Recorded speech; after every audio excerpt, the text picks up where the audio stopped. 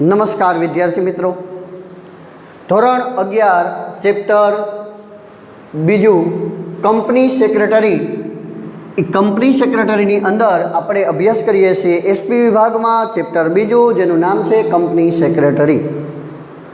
આ કંપની જે સેક્રેટરી વિશે આપણે આજે ભણવાનું છે, એ કંપની સેક્રેટરી બે પ્રકારના હોય છે. એક સામાન્ય સેક્રેટરી અને વહીવટી સેક્રેટરી. વહીવટી સેક્રેટરીનો હોદ્દો ઊંચો હોય છે. સામાન્ય સેક્રેટરી રોજબરોજના કાર્યભાર સંભાળતો હોય છે, કંપનીની અંદર પત્ર વ્યવહાર કરતા હોય છે. આવું આપણે અભ્યાસ કરી ગયા છીએ. તમને લાસ્ટ લેક્ચરની અંદર પ્રસ્તાવના સમજાવી હતી, જેમાં સર્વપ્રથમ તમે કંપની એટલે શું એના વિશે માહિતી મેળવી હતી. કંપની એટલે પ્રવર્તકનું માનવ સંતાન. કંપની કેના દ્વારા અસ્તિત્વમાં આવે છે? તો કે કાયદા દ્વારા અસ્તિત્વમાં આવે છે. અને કાયદા દ્વારા જ એનું શું થાય છે? તો કે કાયદા દ્વારા જ એનું મૃત્યુ થાય છે. એટલે કંપની અસ્તિત્વમાં કાયદા દ્વારા આવે અને એનું મૃત્યુ પણ કાયદા દ્વારા જ થાય છે. એ જન્મ લેતી નથી અને એમણામ કુદરતી રીતે મૃત્યુ પણ પામતી નથી. કાયદાનો ઉપયોગ કરીને એનું વિસર્જન કરવામાં આવે છે અને વિસર્જન કરીને કંપનીનો અંત લાવવામાં આવતો હોય છે. એટલા માટે આ કંપની જે છે એનામાં જીવ નથી, અને જીવ નથી એટલે પોતે પોતાનું સંચાલન કરી શકતી નથી. અને સંચાલન કરવા માટે સંચાલક મંડળની રચના કરવામાં આવે છે. અને તદુપરાંત તમને ખ્યાલ હોય તો આપણે લાસ્ટ લેક્ચરની અંદર સમજી ગયા KMP, કી મેનેજરિયલ પર્સનલ, ચાવીરૂપ સંચાલકીય વ્યક્તિઓનો સમાવેશ થાય છે. આ ચાવીરૂપ સંચાલકીય વ્યક્તિઓની અંદર 5 હોય છે. પ્રથમ સ્થાને મેનેજિંગ ડિરેક્ટર, CEO કે જનરલ મેનેજર. બીજા સ્થાને કોનું રહેલું છે? તો કે બીજું સ્થાન સેક્રેટરીનું, કંપની સેક્રેટરીનું રહેલું છે. તો એમાં ખાસ યાદ રાખજો, બીજું સ્થાન કેનું છે? કંપની સેક્રેટરીનું. તદુપરાંત ત્રીજું સ્થાન પૂર્ણ સમયનો સંચાલક, ને ચોથું સ્થાન નાણાકીય અધિકારી, પાંચમું સ્થાન અન્ય અધિકારીઓનું રહેલું છે. તો એ તમારે પ્રસ્તાવનામાં લખવાનું. ત્યાર પછી તમને અર્થ આપવામાં આવે છે, તો અર્થ તમને ખબર જ છે, સેક્રેટરીનો અર્થ લખવાનો. કંપની વતી પત્ર વ્યવહાર કરનાર અને ગુપ્ત નોંધ રાખનાર વ્યક્તિ એટલે કંપનીનો સેક્રેટરી લખી શકો છો તમે. અને આ સેક્રેટરી બનવા માટે કેટલીક શું? તો કે કાયદાની જરૂર પડતી હોય છે. આમ તો કંપની સેક્રેટરી બનવા માટે કાયદાની જોગવાઈ કેમાં કરવામાં આવેલી હોય છે? તો કે કંપની ધારા મુજબ. કેના મુજબ?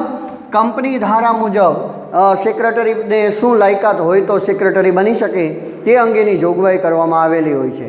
પણ કંપની ધારો કયો? 1956 અને નવો કંપની ધારો 2013 મુજબ એની જોગવાઈઓ હોય છે. પણ જો તમારે કાર્યનિષ્ઠ, વફાદાર, કુશળ અને સારી એવી આવડત ધરાવતો સેક્રેટરીની એકમમાં જરૂર હોય તો એને અહીંયા નીચે આપેલી જે લાયકાતો છે એટલી લાયકાતો એ સેક્રેટરી ધરાવતા હોવા જોઈએ. ચલો, કઈ કઈ લાયકાતો ધરાવતા હોવા જોઈએ?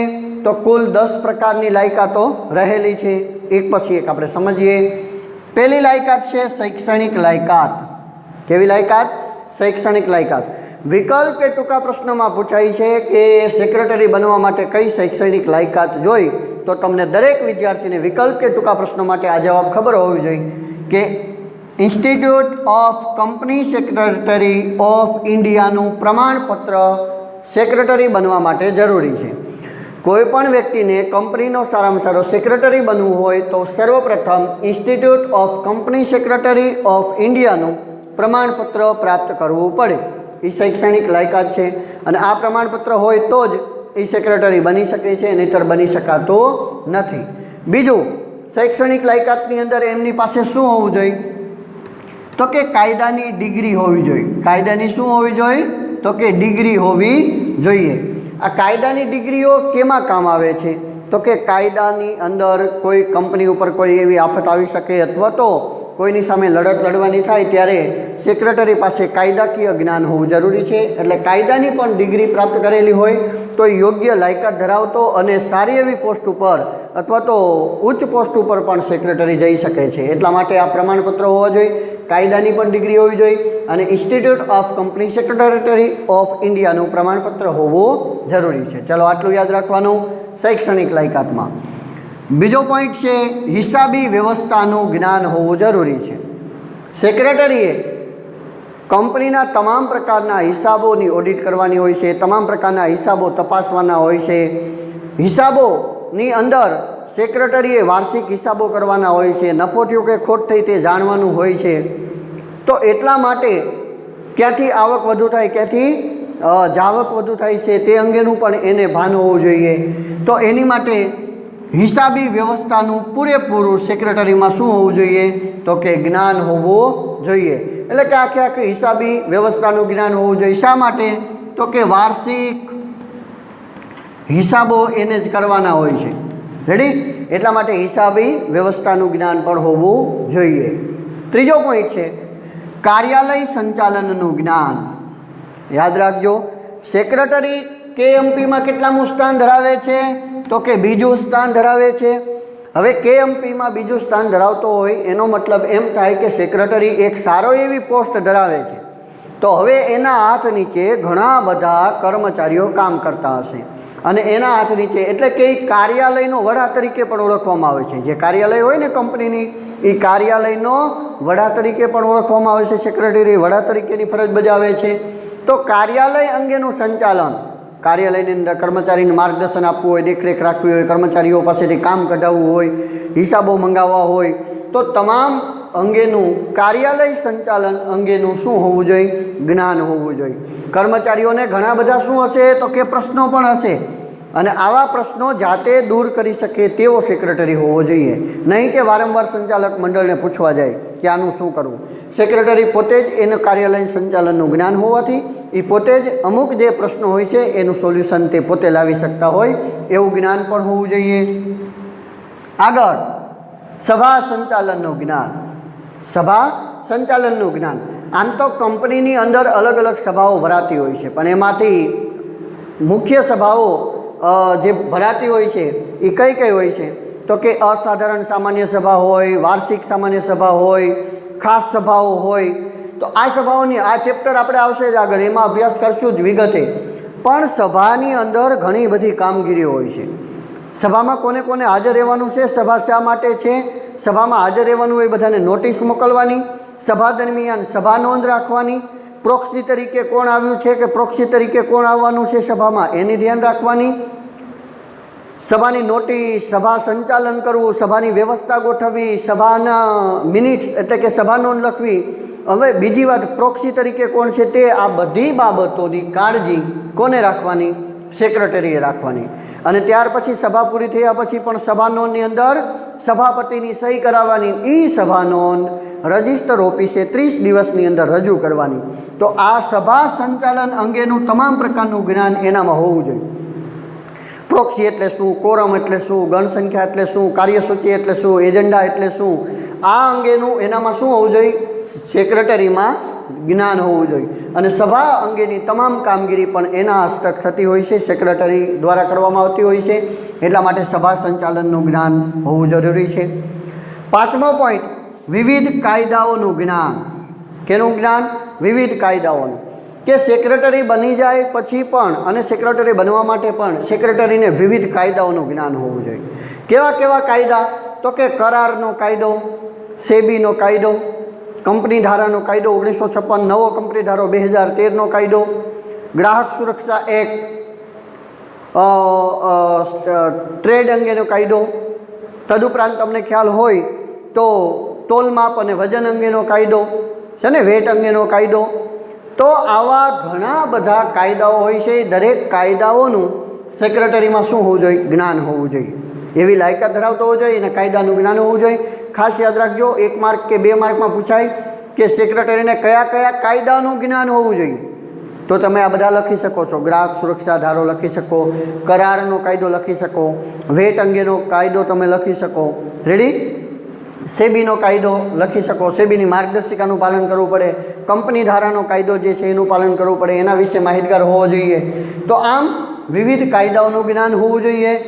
આગળનો છઠ્ઠો પોઈન્ટ, આર્થિક અને રાજકીય પ્રવાહનું જ્ઞાન. કેવું? આર્થિક અને રાજકીય પ્રવાહ અંગેનું જ્ઞાન. આર્થિક એટલે તમને ખ્યાલ છે દેશની પરિસ્થિતિ કેવી છે, આર્થિક સ્થિતિ કેવી છે, તેજી ચાલે છે, મંદી ચાલે છે, વિશ્વ લેવલે, આંતરરાષ્ટ્રીય લેવલે આપણી આર્થિક સ્થિતિ કેવા પ્રકારની છે, આ બધા અંગે એની આર્થિક સ્થિતિથી માહિતગાર રહેવો જોઈએ અને ભવિષ્યમાં આવનારી સમસ્યાઓને પણ અત્યારે ધ્યાનમાં રાખીને નિર્ણય લઈ શકે તેવો હોવો જોઈએ. અને તદુપરાંત રાજકીય પ્રવાહનું જ્ઞાન. યાદ રાખજો, સત્તા ઉપર સત્તાધારી કયો પક્ષ છે, વિરોધ પક્ષ અત્યારે કેવી કામગીરી કરે છે, ભવિષ્યમાં સત્તાનો પલટો થવાનો છે કે નથી થવાનો, જો સત્તાનો પલટો થશે તો કેવા નિર્ણય લેવાશે, આ બધી બાબતોનો રાજકીય પ્રવાહનું કહેવાય. એનો પણ શું કહેવાય, જ્ઞાન હોવું જોઈએ. અને યાદ રાખજો, આ રાજકીય જે પ્રવાહ છે એનું જ્ઞાન જો સેક્રેટરીમાં હોય તો કંપની એ રાજકીય પ્રવાહનું એટલે કે જે ધંધાકીય પર્યાવરણ હોય છે એની તકનો લાભ લઈ અને એકમનો વિકાસ પણ કરી શકે છે. રાજકીય પ્રવાહનો લાભ લઈ ખ્યાલ આવે કે અહીંયા આ દાખલા તરીકે ગુજરાત રાજ્યમાં ભાજપની સરકાર હોય તો ભાજપની સરકારની અંદર અત્યારે આપણે એનો મેક્સિમમ કેટલોક લાભ લઈ શકીએ છીએ. કંપની માટે જમીન મેળવવાની વાત હોય, ટોકનના ભાવે કંપનીઓને જમીન આપે છે ગુજરાત સરકાર, તો એનો કંપનીઓ શું લેતી હોય છે, લાભ લેતી હોય છે. તો એવા રાજકીય પ્રવાહનું પણ એને જ્ઞાન હોવું જોઈએ કે અત્યારે તકનો લાભ કઈ રીતે મેળવવો, એ રાજકીય પ્રવાહનું જ્ઞાન પણ હોવું જોઈએ. આગળ વાત કરીએ તો કે સાંપ્રત સમસ્યાઓનું જ્ઞાન. અત્યારે વર્તમાનમાં જે સમસ્યાઓ ચાલતી હોય તે અંગે પણ એને જ્ઞાન હોવું જોઈએ કે કેવી પરિસ્થિતિ છે, અત્યારે કેવા પ્રકારની સમસ્યાઓ આવે છે અથવા તો ટૂંક સમયમાં કેવા પ્રકારની સમસ્યાઓ આવવાની છે, એની માટે સાંપ્રત સમસ્યાઓનું જ્ઞાન હોવું જોઈએ. તમને ખ્યાલ જ છે કે અત્યારે આ કોરોના જેવી મહામારી ચાલે છે, એક પ્રકારની સાંપ્રત સમસ્યા છે. અત્યારે વર્તમાનની મોટામાં મોટી સમસ્યા રહેલી છે કોવિડ-19. આ કોરોનાની મહામારીની અંદર એ સમસ્યાઓથી માહિતગાર થઈ અને કેવો નિર્ણય લેવો એ સેક્રેટરીના હાથમાં રહેલો છે. એટલે કેવી પરિસ્થિતિને ધ્યાનમાં લઈને નિર્ણય લેવો. બીજી વાત કરવામાં આવે તો કે આસામમાં ચોપડીમાં ઉદાહરણ આપેલું છે, એ ખાસ યાદ રાખજો. આસામની અંદર ખનિજ તેલની નિકાસ ઉપર, ખનિજ તેલની નિકાસ નહીં કરવાની આવો પ્રતિબંધ યાની સ્થાનિક જે સંગઠનો હોય એને આવો શું કર્યો હતો તો કે સ્થાનિક સંગઠનો દ્વારા નિર્ણય લેવામાં આવેલો હતો. શું કહેતા હતા કે આસામની અંદર જે ખનિજ તેલની ઉત્પત્તિ થાય છે, ખનિજ તેલ મળી આવે છે, તેની નિકાસ બીજે કરવી નહીં. આવો નિર્ણય કોને લીધો, ત્યાંના આસામના સ્થાનિક સંગઠનો દ્વારા. તો એ કેવી સમસ્યા કહેવાય, સાંપ્રત સમસ્યા તરીકે ઓળખવામાં આવે, એ સમયની સમસ્યા કહેવાય. અત્યારે આપણે કઈ સમસ્યા છે, કોરોનાની સમસ્યા. તો આવી સમસ્યાઓનું પણ એને જ્ઞાન હોવું જોઈએ. કોઈ ખોટા એવા મોટા નિર્ણય ન લે કે જેના લીધે કંપનીને નુકસાન જાય. આગળ વધીએ. 8મો પોઈન્ટ, અંગ્રેજી ભાષા ઉપર પ્રભુત્વ અને અન્ય ભાષાઓનું પણ જ્ઞાન. યાદ રાખજો, કંપનીને લગતા રાષ્ટ્રીય અને આંતરરાષ્ટ્રીય સ્તરે મોટાભાગના વહીવટો હવે કેના દ્વારા થાય છે, કંપનીની અંદર મોટે ભાગે અંગ્રેજી ભાષા દ્વારા થાય છે. ખાસ યાદ રાખજો કે અંગ્રેજી ભાષાને કંપની ધારાની અંદર માન્યતા આપવામાં આવી છે અને એના દ્વારા જ મોટે ભાગે વહીવટ કરવો અથવા તો પત્ર વ્યવહાર કરવો એના દ્વારા અંગ્રેજી ભાષાને પ્રભુત્વ આપવામાં આવેલું છે. લો ને, કંપનીની અંદર કંપની ધારામાં પ્રભુત્વ કોનું, અંગ્રેજી ભાષાનું. અને સૌથી વધારે બોલાતી ભાષાઓમાં અંગ્રેજીનું સ્થાન રહેલું છે. એટલા માટે અંગ્રેજી ભાષા ઉપર પ્રભુત્વ હોવું ખૂબ જ જરૂરી છે. સેક્રેટરી જે વ્યક્તિ છે એ સેક્રેટરીને અંગ્રેજી ભાષા ઉપર પ્રભુત્વ હોવું જોઈએ અને અન્ય ભાષાઓનું પણ જ્ઞાન હોવું જોઈએ. કેવી, અન્ય પ્રાદેશિક ભાષા હોય તો એનું પણ જ્ઞાન હોવું જોઈએ. અને આંતરરાષ્ટ્રીય સ્તરે ઘણી બધા વહીવટ કરવાના હોય છે, ઘણા બધા કરારો કરવાના હોય છે, તો તે અંગેનું પણ જ્ઞાન હોવું જોઈએ. 9મો પોઈન્ટ છે જનસંપર્કનું જ્ઞાન. આ જે સેક્રેટરી છે તેને ઘણા બધા કર્મચારીઓ, ઘણા બધા ગ્રાહકો, ઘણા બધા પક્ષકારો સાથે, બેંક ધારકો પાસે, લેણદારો પાસે, શેર હોલ્ડરો પાસે, ડિબેન્ચર ધારકો પાસે આવા ઘણા બધા પક્ષકારો સાથે વાટાઘાટો કરવાની હોય છે, કરારો કરવાના હોય છે, વાતચીત કરવાની હોય છે. એટલા માટે આ જે સેક્રેટરી બને છે એનામાં જનસંપર્ક અંગેનું જ્ઞાન હોવું જોઈએ. સામેવાળા વ્યક્તિ સાથે કેવી રીતે વાત કરવી, એ વ્યક્તિને કઈ રીતે માર્ગદર્શન આપી અને કંપની તરફ વાળવા તે અંગેનું જ્ઞાન હોવું ખૂબ જ જરૂરી છે. અને 10મો પોઈન્ટ છે કમ્પ્યુટર અને અન્ય ઇલેક્ટ્રોનિક સાધનો અંગેનું જ્ઞાન. નવી ટેકનોલોજી આવી ગઈ છે, નવા સંસાધનો આવી ગયા છે અને નવી ટેકનોલોજીને કારણે હવે ઇન્ટરનેટનો જમાનો છે. તમને ખ્યાલ છે, કમ્પ્યુટરનો જમાનો આવી ગયો છે, હવે તો સોશિયલ મીડિયાનો જમાનો આવી ગયો છે.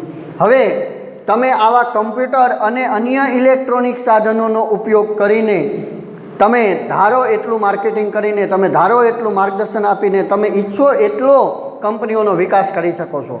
તો હવે અત્યારની આધુનિક સમયે આ પણ એક લાયકાત બની ગઈ છે કે જે સેક્રેટરી બનવા માગે છે તેવા વ્યક્તિને કમ્પ્યુટર અંગેનું પાયાનું જ્ઞાન હોવું જોઈએ. તદુપરાંત અન્ય